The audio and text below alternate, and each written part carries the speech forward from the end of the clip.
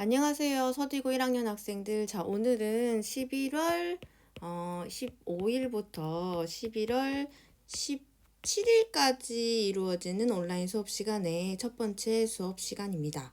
우리가 18일 날 수능을 보기 때문에요. 수업은 월, 화, 수, 그리고 수요일 날 1교시, 2교시, 3교시만 진행이 되고요. 그리고 여러분들이 그 다음 수업은 22일 날, 11월 22일 날 학교에 와서 진행이 되겠죠. 오늘은 지질시대를 배운 지 벌써 네 번째 차시 시간인데요. 첫 번째 차시는 지질시대를 구분하는 기준과 그리고 지질시대를 크게 성캄브리아 시대, 고생대, 중생대, 신생대 이렇게 구분한다라고 배웠고요. 두 번째 차시에서는 선캄브리아 시대에 대해서 배웠고 선캄브리아 시대에 대해서 배웠고 세 번째 차시는 이제 고생대에 대해서 배웠죠. 그리고 오늘은 이제 중생대에 대해서 배우는 시간을 가져보도록 하겠습니다. 여러분들 강의는 유튜브로 1.25배속으로 들으면 적합하다고 생각이 되고요. 자, 오늘 수업은 고생대까지의 내용을 살짝 정리하고 중생대 내용을 언급해드리는 시간을 갖도록 하겠습니다. 자, 인쇄물을 같이 보도록 할까요? 자, 우리 첫 번째 시간부터 계속 말씀드리는 거는 지질시대를 4개의 큰 대로 구분을 한다는 거였죠. 성캄브리아 시대, 고생대, 중생대, 신생대이다. 자, 그래서 지구가 생긴 4억 6천만 년 전부터 지구가 탄생을 해서 5억 4천만 년 전부터 고생대의 시작, 2억 5천만 년 전부터 중생대의 시작, 6,600만 년 전부터 신생대가 시작이 되었고 현재는 신생대에 속하는 시기다라고까지 배웠습니다. 지구가 46억 년 전에 만들어지고 현재까지 이어지면서 그 기후들이 조금 다양하게 변화가 있었는데요. 성캄브리아 시대부터 현대 올 때까지 기후들은 그러니까 지구의 기후는 따뜻하고 추움이 반복이 되고 있었습니다. 그래서 고생대 오르도비스기 말 실루리아기 초 그리고 페름기 말에는 아마도 지구상에 빙하기가 있을 것이라고 추정을 하고요. 중생 때는 빙하기가 없는 대체적으로 온난한 날씨였을 것으로 추정이 됩니다. 신생 때는 현재와 가장 가까운 과거기 때문에 기록이 좀 정확한데요. 빙하기에 4번 그리고 간빙기 3번을 거치게 되었고 지금 현재는 간빙기의 시기라고 이야기를 합니다. 자, 성캄브리아 시대부터 쭉 읽어보면은요. 성캄브리아 시대는 4억 46억 년 전부터 5억 4천만 년 전까지의 시기를 말하고 이때는 오존층이 없었기 때문에 물 속에서 최초의 생명체가 탄생을 했죠. 최초의 생명체는 이제 우리가 남세균으로 추정을 하고 가장 오래된 것은 37억 년 된 남세균의 흔적이 남아 있다는 거죠. 남세균이 광합성을 하게 되면서 바다 속에서는 산소가 이제 생기기 시작했고 그 산소들이 축적이 되면서 대기로 나오기 시작이 되죠. 그래서 대기로 나온 산소가 오존층을 만들게 되는데 그때가 약 4억 년 전쯤 이라고 생각을 하고요. 그때 오존층이 만들어지게 되는데 그때는 고생대 실루리아기쯤에 됐을 때 그쯤 시기를 의미를 합니다. 그래서 그때부터는 육상으로 생물체들이 나올 수 있었고 그리고 육상에도 식물들이 이제 번성을 하기 시작을 하는 시작이 되게 됩니다. 그래서 남세균은 지금 우리가 가장 알고 있는 가장 오래된 생명체 라고 생각하시면 되고요. 남세균과 물 속에 있는 퇴적물들이 쌓여서 마치 암석처럼 굳어진 화석을 우리가 스트로마톨라이트라고 이야기를 합니다. 성캄브리아 시대 후기에는 다세포 생물이 출현을 했고요. 그리고 육지의 생물체는 당시에는 없었죠. 왜냐면 오존층이 완성이 된 시기가 아니기 때문에. 그래서 성캄브리아 시대 때는 단세포 생물인 남세균이 출현해서 광합성을 해서 물속에 이산화탄소를 공급을 하는 역할을 했고 그 후에 다세포 생물이 출현을 하게 되고 좀 더 복잡 다양한 형태의 생물체들이 등장을 하게 됩니다. 그러다가 5억 4천만 년 전부터 시작된 고생대는요.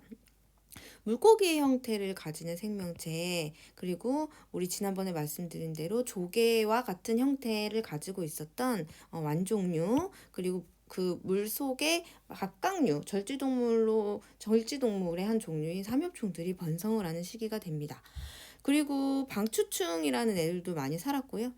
그래서 고생대 때는 다세포 생물이 점점 증가해서 다양한 종들이 번성한 시기가 고생대죠. 그리고 최초의 그 척추동물인 어류가 출현을 한 시기도 되고요. 그리고 오존층이 형성이 되면서 생물이 육상으로 진출한 시기도 바로 고생대가 됩니다. 그리고 지상에는 양치식물이 번성을 했는데요. 대표적인 애들이 고사리인데 지금 현재까지 살아있는 게 고사리 형태라고 생각하시면 되고, 고사리의 화석도 다양하게 남아 있습니다. 그리고 중간과 말기에 빙하기가 있었고, 그리고 제일 중요한 것은 여러 대륙이 흩어져 있었는데 이 흩어져 있던 대륙들이 모여서 고생대 말에 초대륙인 판게아를 만들게 됩니다. 그러니까 판게아는 고생대 끝 무렵, 그러니까 폐륜기에 만들어지기 시작하고요. 얘들이 흩어지는 것은 한 2억 년 전쯤 되는 트라이아스기, 중생대 트라이아스기에 점점 판게아가 흩어지게 되기 시작하면서 점점 더 많이 이렇게 흩어지게 돼서 현재와 같은 상태를 이루게 됩니다. 그러니까 판게아는 고생대 말에 만들어져서 판게아가 흩어지기 시작한 건 중생대 초중반, 그러니까 2억 년 전이라고 생각을 하시면 되겠습니다. 대륙이 모여 있다가 흩어지게 되면 생물 종에게도 큰 영향을 주게 되는데요. 판게아가 만들어질 당시에 빙하기도 있었고, 그리고 강력한 화산 활동들도 동반을 하게 되면서 고생대 말에는 삼엽충과 방추충이 지구에서 멸종을 하게 됩니다.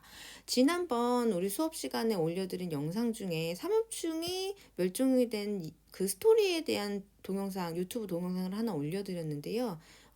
꼭 확인을 하시기 바라겠습니다. 삼엽충이 고생대 말에 한 번에 멸종한 것이 아니거든요. 거기 나오는 것처럼 지구판 포맷이라고 불리는 고생대 말기에 멸종에 의해서 없어지게 되었고, 중간중간 고비를 많이 거쳤지만 결국 삼엽충은 고생대에 화려했던 일생들을 마감을 하게 되는 것이죠. 자, 그리고 양서류가 이제 등장을 하게 되고, 그리고 파충류랑 거시식물도 출현을 하게 됩니다. 이 이후에 이 세 마리들은 이 중생대 때 와서 번성을 하게 되는 계기가 되게 되는 것이죠. 자, 그리고 아까 말씀드린 것처럼 고생대를 대표적인 표준화석은, 자, 우리 표준화석에 대해도 말씀도 드렸죠. 표준화석은 그 시기에 살았던 대표적인 화석을 의미하는 것이기 때문에 시기를 특정하기 위해서는 시상화석보단 표준화석을 이용하는 것이 맞습니다. 그러니까 고생대 때만 살았던 화석들은 삼엽충, 완종류, 갑주어, 방추충들이라고 기억을 하시면 되겠습니다. 그리고 이 중에서 삼엽충과 방추충은 고생대 말에 대멸종을 맞이하게 되죠. 자, 그러면 오늘 배울 내용은 이제 중생대에 대한 내용이거든요. 중생대는 말씀은 안 드렸어도 우리 다 알고 있지 않습니까? 중생대는 대표적인 생물 공룡이 있었습니다. 자, 그러면 오늘부터 중생대에 대한 이야기를 지금부터 시작을 하도록 하겠습니다. 교과서를 확인해 주시고요. 교과서로는 223페이지에 해당되는 내용입니다. 읽어보도록 하겠습니다. 중생대는 파충류가 번성했던 시기다. 자, 파충류가 번성했던 시기는 중생대고요. 파충류의 시대라고도 이야기하는 것이 중생대죠. 그러면 파충류가 등장한 시기는 고생대 때라고 생각을 하시는 게 맞겠죠. 등장을 하고 번성을 해야 되니까요. 그래서 양서류, 어류에서 양서류에서 파충류로 진화가 되었다고 보통 학자들은 그렇게 이야기를 하고 있습니다. 중생대는 파충류가 번성한 시기로, 공룡도 파충류죠. 공룡도 파충류입니다. 온난한 기후가 지속되었다. 우리 말씀드린 대로 중생대 때는 빙하기가 없었다고 추정을 해요. 공룡의 시대라고 불릴 정도로 다양한 공룡이 번성을 했으며 포유류와 조류도 이 시기에 나타났다. 그리고 포유류는 그 다음 시기인 신생대 때 되게 큰 포유류들이 왕성하게 되면서 신생대를 우리가 포유류의 시대라고 이야기를 하죠. 물론 우리도 포유류고 우리도 신생대 때 등장을 하게 되었죠. 초기에는 판게아가 분리돼요. 자, 판게아가 분리된 건 한 2억 년 전으로 보고요. 판게아가 만들어진 건 고생대 말, 그리고 판게아가 분리가 되기 시작한 건 중생대 초라고 생각을 하시면 됩니다. 판게아가 분리가 되면서 지각 변도가 함께 다양한 서식지가 형성되었으며 해양에서는 암모나이트가 당시에 살아 있었으니까 암모나이트가, 자, 이렇게 생긴 게 암모나이트고요. 육상에서는 거시식물이 번성을 하였다라고 되어 있습니다. 자, 여기 그림을 보면, 모식도를 보면 중생대 때의 그림이 나오고 있어요. 중생대 때 여기 큰 나무 형태의 그 식물들도 보이고요. 그리고 여러 가지 다양한 공룡의 형태도 보입니다. 하늘을 나르는 애들도 있죠. 자, 그리고 여기 보면 아주 중요한데 화산 활동이 일어납니다. 중생될 때는 화산 활동이 굉장히 많이 일어났고요. 이 화산 활동이 공룡이 멀쩡하게 된 원인이라고 말하는 학자들도 있습니다. 그래서 중생대 때 모습을 잘 기억을 해두시고, 중생 때는 기억해야 될 것들이 파충류의 시대였다. 공룡이 등장을 하면서 왕성한 활동을 했다. 포유류와 조류도 이 시기에 탄생을 했으며 중생대 초기에 판게아가 분리가 되었다. 그리고 다양한 서식지가 만들어졌다. 해양에서는 암모나이트 화석이, 그리고 육상에서는 거시식물이 번성을 했다라고 되어 있는데요. 거시식물의 대표적인 형태는 이거 어떤 모양으로 생겼죠? 이거 우리 서디고의 그 앞에 그 등굣길에 볼 수 있는 은행나무예요. 은행나무는 거시식물의 일종이고, 은행나무는 지금으로부터 2억 년 전부터 존재를 했다라고 보통 보는 거죠. 굉장히 오래된 식물입니다. 물론 고사리는 더 오래됐지만요. 자, 그럼 여기까지 설명을 해드리고 중생대 때 등장했었던 표준화석에 대해서 조금 더 언급을 해드리도록 하겠습니다. 중생대의 대표적인 표준 화석은 물론 공룡이지만 공룡은 너무 많은 종류가 있고, 우리 학생들 공룡은 너무 많이 잘 알고 있기 때문에 공룡은 생략을 하고요. 우리 중생대 표준 화석의 대표적인 애들은 공암시예요. 공암시. 그래서 공룡, 암모나이트, 시조새. 그래서 공암시는 중생대의 대표적인 표준화석입니다. 자, 그럼 암모나이트부터 보여드리도록 할게요. 암모나이트는 잘 보이시나요? 자, 암모나이트는 잘 보시면 이렇게 소라, 고둥 같은 형태의 오징어 같은 애들이 들어있었던 무척추 동물의 형태인데요. 잘 보시면 이제 암모나이트는 지금 현재 존재하고 있는 앵무조개와 좀 비슷한 형태를 하고 있습니다. 얘는 앵무조개예요.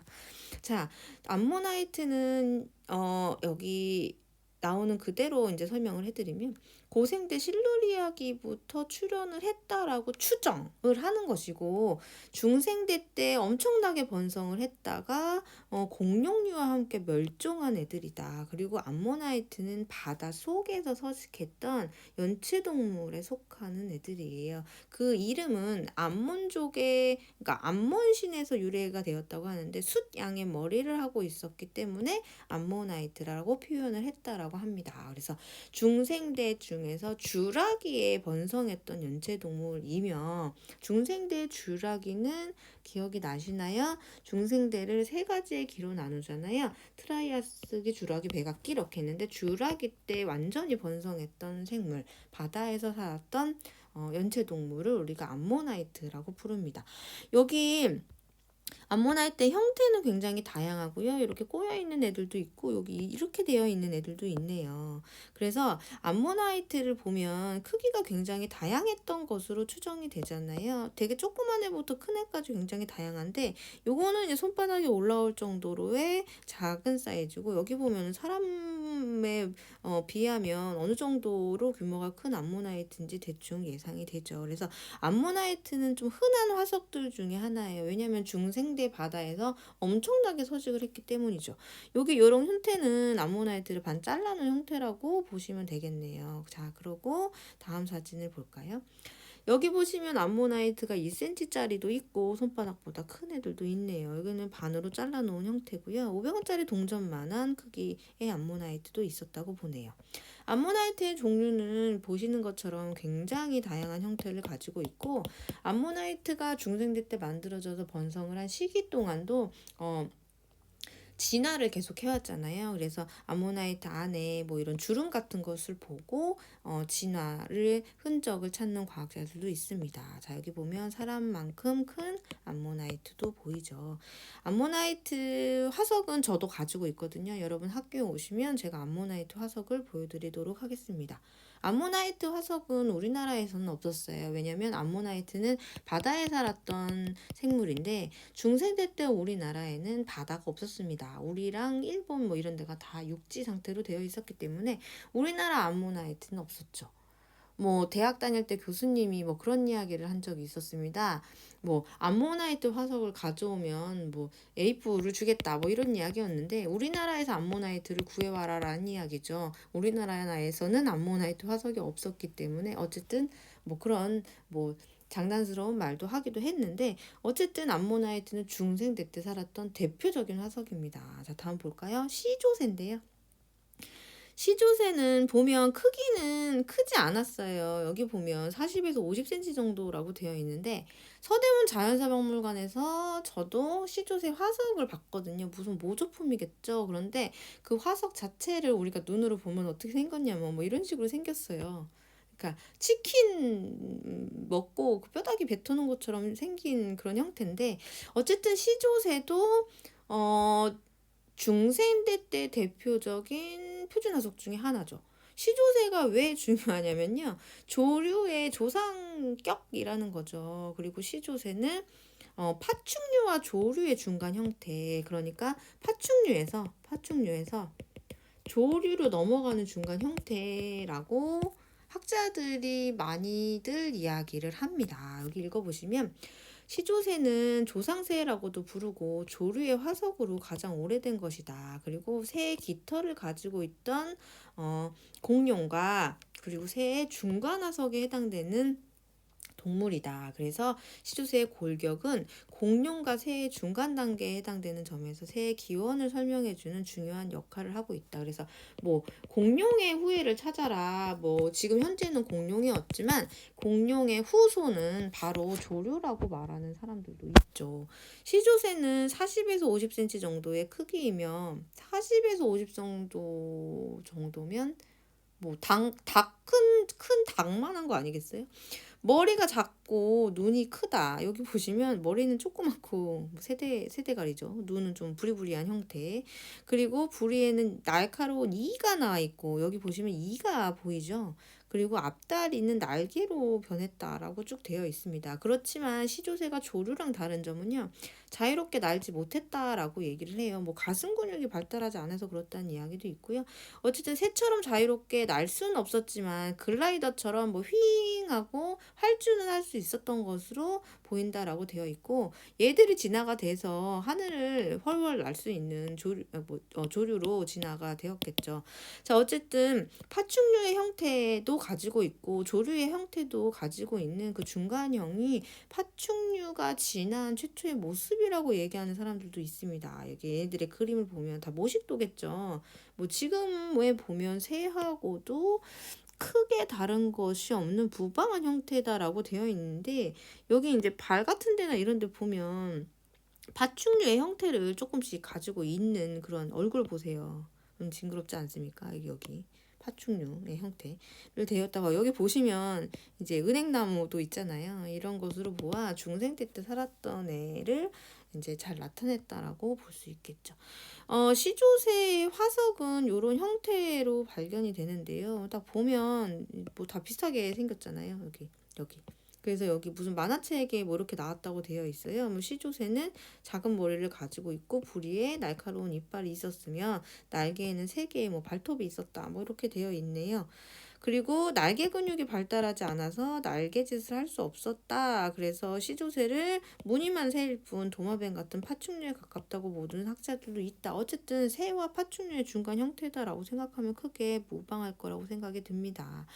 요거랑 똑같은 사진과 모식도인데요. 여기 보면은 그냥 안 봐도 알겠죠. 여기 대가리겠죠. 여기 날개에 있을 것이라고 보고 여기 깃털 같은 거 있다고 추정을 하게 되는 겁니다. 1억 5천만 년 전에 살았던 쥐라기가 끝나갈 무렵에 살았었던 것으로 추정이 된다라고 되어 있습니다. 자, 어쨌든 중생대에 대한 이야기 계속 하고 있는데요. 중생대 때 살았던 대표적인 공암시 대표적인 표준화석은 공룡, 암모나이트, 시조새 이런 애들은 중생대 때만 살던 애들이고요. 중생대부터 살았고 지금까지 살고 있는 식물들이 있습니다. 얘들은 우리가 시상화석이라고 부르는데 아까 말씀드린 것처럼 중생대 때 등장했던 혹은 번성했던 애들은 이제 거시식물이에요. 거시식물이 번성을 했다. 거시식물 번성. 그러면 대체 거시식물과 속시식물은 뭐가 차이가 있느냐를 볼까요? 거시식물보다는 속시식물이 더 나중에 등장을 하게 돼요. 그러니까 중생대 때는 속시식물이 등장을 하는 시기고 거시식물은 이미 번성한 시기예요. 물론 거시식물은 아까 말씀드린 데처럼 고생대 때 등장을 해서 번성은 중생대 때 하는 거고, 속시식물은 중생대 때 등장을 해서 신생대 때 번성을 하는 식물 종이 되는 것이죠. 자, 그러면 거시식물과 속시식물의 차이점을 보는 건데요. 차이는 씨방이에요. 자, 은행나무와 소나무는 거시식물에 속하고 사과나무와 배나무는 속시식물에 속한대요. 이 차이가 뭐냐? 1번이냐, 2번이냐 이제 퀴즈를 내고 있습니다. 1번, 씨방이 있느냐 없느냐에 대한 차이. 2번, 꽃이 피느냐 안 피냐의 차이. 자, 거시식물과 속시식물은요, 둘 다 꽃은 펴요. 차이는 1번이 답입니다. 씨방이 있느냐 없느냐. 씨가 다른 것들에 쌓여 있느냐 쌓여 있지 않느냐예요. 우리 사과를 보면 사과가 이렇게 있고 여기 씨가 이렇게 있잖아요. 사과를 둘러싸고 있는 어떤 무언가가 있잖아요. 얘들을 우리가 속시식물이라고 부르는 거예요. 배도 마찬가지죠. 배도 가육 안에 그 씨가 있잖아요. 근데 소나무와 그 은행나무는 씨가 겉으로 드러나 있는 게 이제 특징이에요. 그래서 소나무, 은행나무들은 거시식물이고 장미, 사과, 감나무, 그리고 우리가 알고 있는 뭐 포도, 뭐 또 뭐 있죠? 씨가 안에 있는 거, 뭐 감, 과일이 왜 생각이 안 나지? 뭐 아보카도 또 과일이죠. 그리고 뭐야? 또 뭐가 있지? 가만 있어봐. 뭐 바나나 이런 것도 어쨌든 그런 것들도 다 속시식물이 됩니다. 그래서 속시식물과 거시식물의 특징은 씨방이 있느냐 없느냐고. 그러니까 거시식물은 씨방이 없어서 씨가 겉으로 나와 있는 형태지만 속시식물은 씨방이 있고 씨방 안에 씨가 쌓여 있기 때문에 겉으로 씨가 보이지 않는 애들이에요. 어쨌든 거시식물이 조금 하등한 애들이고 속시식물이 조금 더 진화된 애들이죠. 그래서 거시식물은 고생대 때 등장하여 중생대 때 번성, 속시식물은 중생대 때 등장하여 신생대 때 번성, 이렇게 생각을 하시면 되겠습니다. 다음 보도록 하겠습니다. 은행나무의 화석인데요. 되게 보면 여기 보면 지금 현재 은행나무 잎과 되게 유사한 형태를 가지고 있다라는 거 보이죠. 얘도 마찬가지로 은행나무와 같은 거시식물의 화석을 볼 수가 있을 것 같습니다. 쭉 보시면 될 거고요. 자, 그렇다면 중생대 때 이야기는 대충 해드렸으니 중생대 때에 대한 정리를 한번 해보도록 하겠습니다. 자, 중생대 때에 이르러서는 드디어 판게아가 분리가 되기 시작이 됩니다. 판게아 분리. 요거는 조금 중요한 내용이죠. 판게아가 분리가 되게 되면서 원래는 여기에 요런데 바다가 없었던 거잖아요. 그런데 요런데 바다가 생기면서 조금 더 다양한 생태계 환경이 이루어서 다양한 생물이 살 수 있었다라는 것을 의미를 하고, 중생대 때의 대표적인 특징은요, 빙하기가 없었다는 특징을 가집니다. 여기 동그라미 1번을 보면 전반적으로 온난한 기후가 지속이 되었다. 그리고 이 당시에는 빙하기가 없었다죠. 빙하기. 그래서 중생대 때는 굉장히 따뜻한 환경이었고, 고생대 말에 빙하기가 와서 생물이 멸종했었던 그런 일은 없었다는 거죠. 자, 그리고 2번 판게아가 어떻게 되면서 다양한 서식지가 형성이 되었냐. 판게아가 분리되기 시작하면서 다양한 서식지가 만들어집니다. 그래서 고생대 말에 지구판 포메지라고 부르는 생물의 대량 멸종 이후에 더욱 다양한 생물이 출현하게 된 이유가 판게아가 분리게 되면서 여러 가지 서식지가 생겼기 때문이겠죠. 자, 그리고 파충류가 번성한 시기가 됩니다. 그래서 우리가 중생대를 파충류의 시대라고 이야기를 하는 거예요. 해양에는 이것이, 지상에는 이것이 번성을 했다. 해양에는요, 암모나이트가 번성을 했고요. 암모나이트. 그리고 지상에는 거시식물일까요? 속시식물일까요? 조금 하등한, 네, 맞죠? 거시식물이 번성을 하게 됩니다. 그리고 속시식물도 출현을 하게 되는데 속시식물이 번성을 하게 된 것은 이제 이 신생대 때 속시식물이 번성을 하게 됩니다. 요 내용은 우리가 다음 차시에 이어서 하도록 하고요. 자, 주라기에 이것이 출현을 하게 되는데 얘는 파충류와 조류의 중간 단계래요. 얘 시조새죠, 시조새. 그리고 표준화성은 공룡, 그리고 암모나이트. 그래서 우리 중생대 때 대표적인 표준화석을 공암시라고 얘기합니다. 공룡, 암모나이트, 시조새. 우리 교과서에는 시조새는 나오지 않기 때문에 공룡과 암모나이트만 표준화석으로 넣었고 나머지는 등이라는 표현을 썼습니다. 유의하시고요.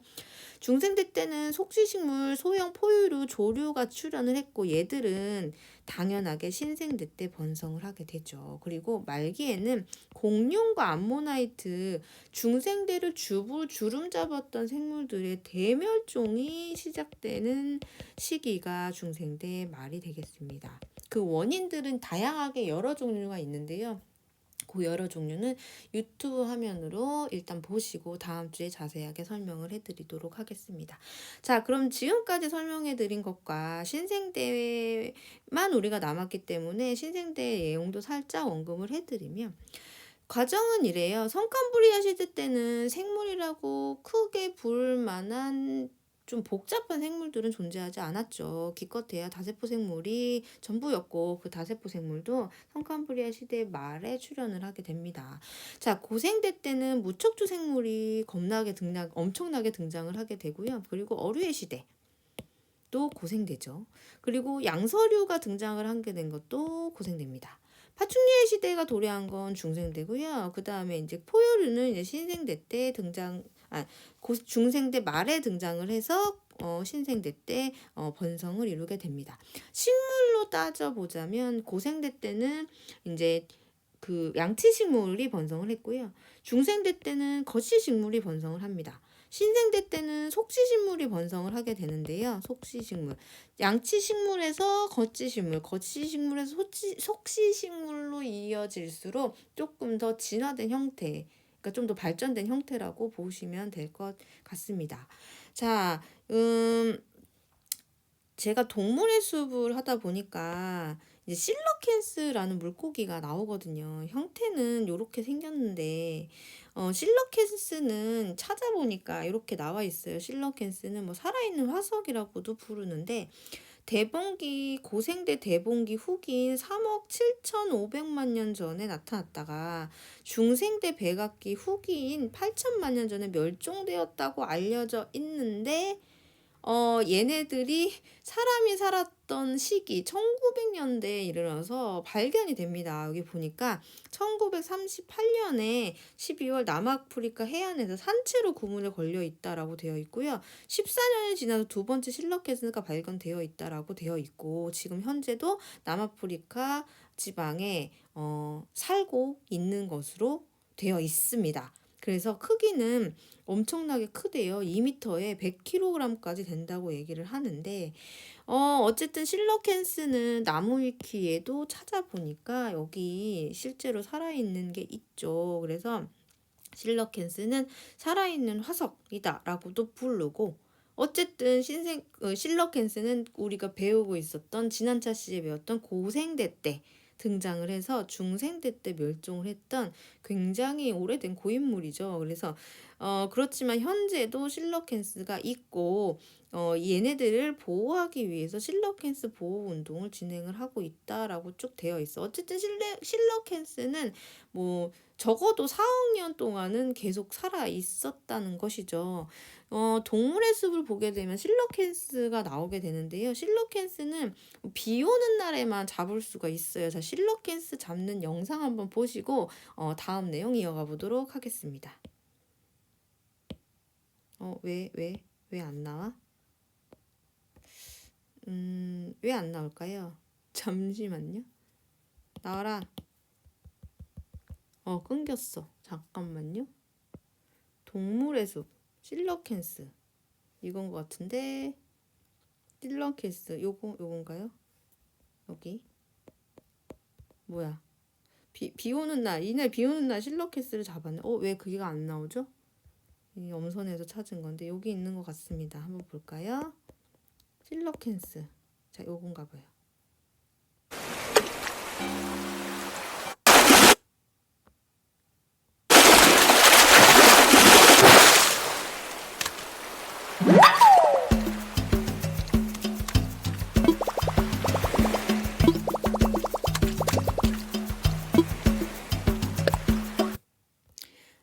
여기까지 우리 실러캔스에 대한 이야기도 잠깐 말씀을 드렸습니다.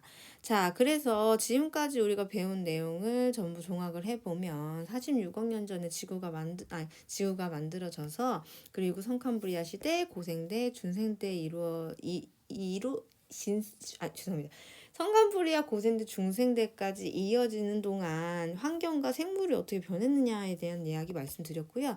그리고 마지막으로 신생대한 이야기와 그리고 생물이 고생대 때 멸종을 했던 원인, 그리고 생물이 중생대 때 멸종을 했던 원인에 대해서도 다음 시간에 다뤄보도록 하겠습니다. 곁들어 올리는 공룡의 왜 이렇게 죄송합니다. 겉들어 올리는 중생대 때 멸종되었던 공룡의 멸종 원인도 잘 유튜브 영상 잘 확인하시고요. 수업의 일환이니까 잘 보셨으면 좋겠습니다. 그래서 다음 시간에는 신생대에 대한 이야기를 해드릴게요. 오늘 배울 내용 중에 대표적인 내용은 중생대 때 판게아가 분리가 되면서 다양한 서식지가 형성되면서 고생대 말에 대량 멸종했던 생물들 를 좀 회복하는 다양한 종이 출현하는 그 환경이 되었다. 그리고 중생대는 공룡, 암모나이트, 시조새 등 물속에서는 그러니까 바닷속에서는 암모나이트가 번성을 하고 육지에서는 공룡이 번성을 했다. 그리고 파충류가 번성했었던 대표적인 시기를 말한다. 그리고 식물 중에서는 거시식물이 번성했던 시기이다. 그리고 중생대 때는 속지식물, 소형 포유류, 조류가 출현한 시기고 얘네들은 신생대에서 번성을 하게 되지만 어쨌든 공룡이나 암모나이트는 중생대 말의 대멸종, 그러니까 두 번째 멸종을 맞이하게 된다. 그러니까 첫 번째 멸종을 고생대 말의 대멸종이라고 생각한다면 중생대 말에 또 멸종이 있었던 것이죠. 어쨌든 여기까지 중생대에 대한 이야기는 해드렸고요. 나머지 차시에는 신생대와 그리고 그 생물의 멸종에 관한 이야기에 대해서 배워보도록 하겠습니다. 수업 듣느라 수고 많이 하셨고요. 자, 오늘은 중생대에 대한 이야기를 함께 배워봤습니다. 자, 그러면 다음 차시에서 신생대에 대한 이야기와 그리고 생물의 멸종에 대한 이야기를 가지고 다시 수업을 하도록 하겠습니다. 수업은